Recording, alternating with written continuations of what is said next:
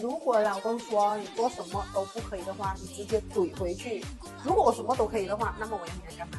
结婚之前的我们本来就是这样的，为什么还要娶？娶了过后还要讲这个不好那个不好，但是你眼睛瞎还是你买错单？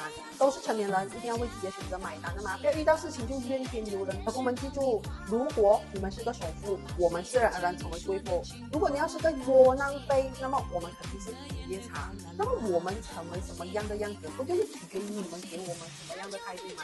我有一双白嫩的手，肯定这双手是不洗碗的；如果有一个漂亮的脸蛋，不油油腻腻，那肯定我是不下厨房的。